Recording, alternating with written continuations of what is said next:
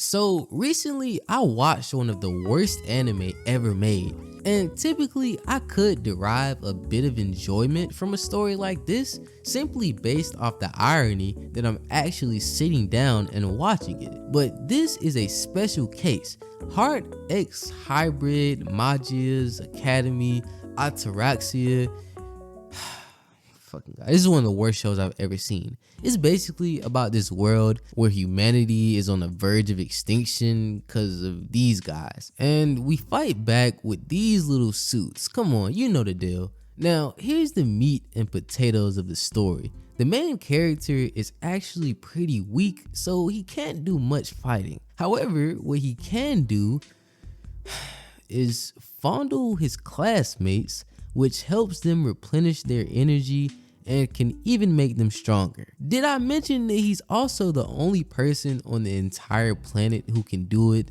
This shit is so ass. This is one of those stories where you have to sit and wonder, what did it come to for a group of trained professionals to sit in a room and produce something like this? Don't y'all niggas got degrees or something? What the fuck is happening in Japan? I'm telling you, when I watch shows like this, I genuinely have to be high as a kite. There is no way I'm making it through an entire episode of Aesthetica of a Rogue Hero completely sober. I'm sorry guys, say whatever you want. Today, we'll be talking about the worst niche in anime, and if you haven't guessed it already, that would be the Magic Academy niche. Now, when I say this, I'm specifically referring to light novel adaptations only. No Black Clover, no Wistoria, no Little Witch Academia. I'm talking about the hundreds and the absolute duos of the world. Got it?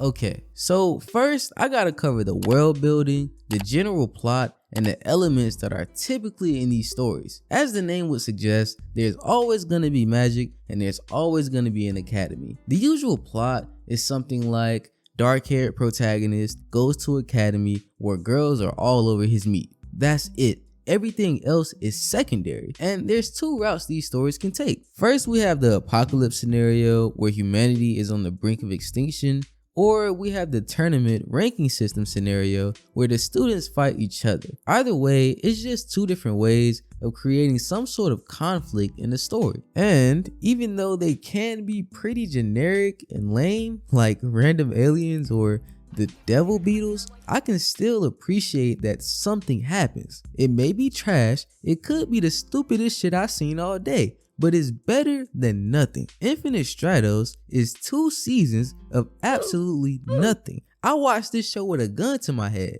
just in case I had to blow my shit smooth off. It's really that bad. But listen, these stories are bad. The writing is bad, it's all generic. That is pretty obvious. But honestly, you can get away with a little bit of mid writing. You can get away with some genericism. What you cannot get away with is bad character writing. If your characters are bad, your story is bad. And I think there's very few exceptions to this rule, if any. Let's start off with the main characters. I hate these niggas, on God, all of them. If I saw Ichika in real life, I'm up and switch on his ass, no cap. They all fit the same mold with very minimal differences. Dark hair, dark eyes, special in some way. Maybe he's the new student. Maybe he's the only male student. There's like this thing where some of them, like Ichika, are super indecisive and bitchy, and the other half are supposed to be like the big balls, the chads. What I specifically hate about these main characters is how predictable and cookie cutter they really are.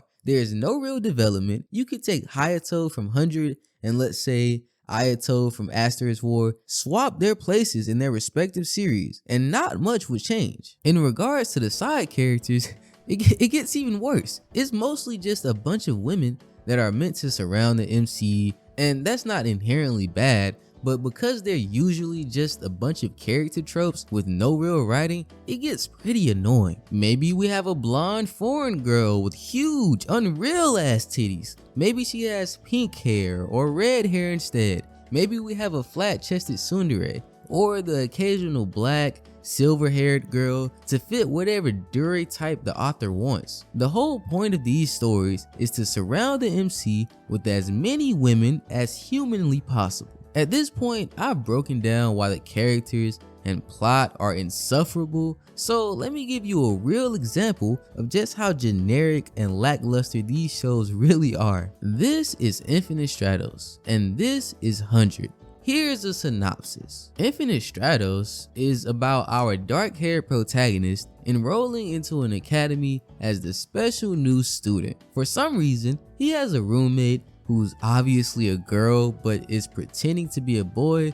I don't know, whatever. He also somehow manages to get wrapped into a duel with the blonde, foreign, popular girl in just the first episode, where he inevitably loses but gains the respect and affection of his classmate. And 100 is about our dark-haired protagonist enrolling into an academy as the special new student. For some reason, he has a roommate. Yes, nigga, it is the same thing. The fact that these are two completely different series and they have this much in common really does a wonderful job of representing this niche as a whole. Ain't no originality. Y'all know the copy my homework but change it just a little bit memes. This is basically that. There are so many weird tropes and parallels that exist within these shows, and I'm gonna name a few notable ones so you can really feel what I'm saying. First, there's like the isolated school thing, whether it's floating in the sky or in a bubble, or the most common one, the ocean. I noticed it's a lot of series, particularly in this niche, that has this as an element of the story, which could be pretty cool if it had some actual relevance to the plot. A lot of the time, it's really just a school in the water, and that fact is completely irrelevant. Maybe there's like the pink or red haired tsundere that I mentioned earlier, and she has some sort of fire-based ability. Then we have the older sister trope, where the MC has an older sister that's either some authority figure over him at the school, or she's a former attendee. I know I sound a bit crazy, almost like I'm complaining about the main character having siblings, but it's not about that isolated fact. It's simply about how these stories are approached. If these authors are obviously copying each other, I'm gonna talk about it, but I wanna backtrack a little bit. You remember the anime I brought up at the very beginning, Heart Hybrid? Let me just tell you a little bit more about how this first season concludes, cause I really could not believe what I was seeing. And I'm gonna just give you a warning right now. Obviously, I'll censor and watch my language, but this is still extremely suggestive and there's no other real way to get around explaining it. So like I already said, when Kizuna touches on the girls, they get even stronger because their power is connected to their sexual arousal. And in the last battle of the season, his sister, who's the commander, sends a hologram room to the battlefield so they can like simulate the girls' fantasies to make them even stronger. Now this is Ain. She's the first of all the main girls that we meet, and she has a big fat crush on Kizuna. So when he and another girl use the room, she gets super mega jealous and she basically tell him like, hey, you gotta do me next. He like, I bet. And the room turns into a classroom where he's basically fondling her in front of the whole class. Then he takes her undergarments off in class as she's about to go answer a question on the board. She's feeling super embarrassed at this point, and this nigga proceeds to say, unimaginable embarrassment will bring out Ain's power. What kind of kinky, freaky shit was the author on? At this point, just make the hentai, bro. You're not fooling nobody. Then it gets even crazier. After the heart hybrid, which seems to be whenever the girls are fully aroused, there's climax hybrid, which I'm not gonna explain, just use context clues. They're basically trying to get to the climax hybrid, which will make her super duper strong. So Kizuna grabs her, snaps his fingers, and turns the room into a stage with all their classmates watching. Then he proceeds to touch her hot pocket and do things that I'm not gonna say on here. They ultimately failed to obtain the power of climax hybrid, but man, this show is literally insane. If I get enough comments requesting a full video, I'll definitely make it. There's just so much, and I don't really want to get sidetracked here. Oh, and by the way, I did sit down and watch this entire anime. Like, for real. I hated every second of it. I'm so dead ass. But I do this for y'all, man. You feel me? I do this for the gang. I just want to let y'all know. Drop me a like, cause I deserve it. Anyway, I did speak about the general setup these shows follow, but there are a few things I did not include. Outside of the 2 scenarios I listed, there's also like the fantasy world setup with shows like Demon King Daimao, or there are series like Chrome Shield Regios, Misfit of Demon King Academy, or Irregular at Magic Academy that technically fit in the niche but deviate just a little bit. They do still lean heavily into those tropes though, so you know. But this takes me to a point I wanted to bring up since I started the video. This niche has a ton of overlap with isekai, and although I didn't make this video with the intent of discussing isekai, it's pretty undeniable that a ton of isekai fit into this category. I actually think it's pretty interesting because in my eyes, they both serve a similar purpose in regard to their overall appeal and the tropes that are common to each. And the way I see it, this niche, along with the help of SAO, were the main factors behind the success of isekai. And of course, we can go even further back to shows like Zero no Sakaima to see that the tropes have been well and alive for a long time.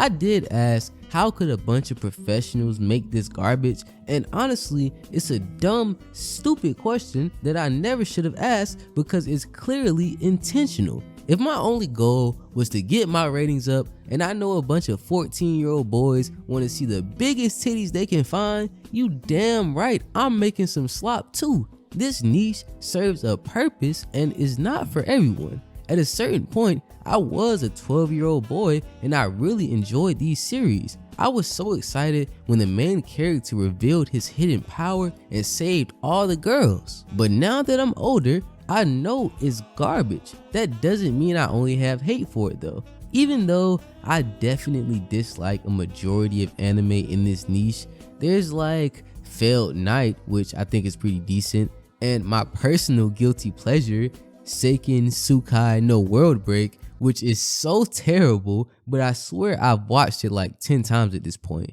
The way he just be writing his spells in the air, it's just aura, bro. What can I say? That's about it though. I really don't like this niche, and I decided to hate on it with you guys cause yeah. Thanks for watching. Comment my slime if you still here so I can get algorithm good boy points. Peace. For the niggas that finish trying to get blue cheese, just come out of nowhere, swearing that they know me. It's because I'm glowing. It's because my neck is so frozen.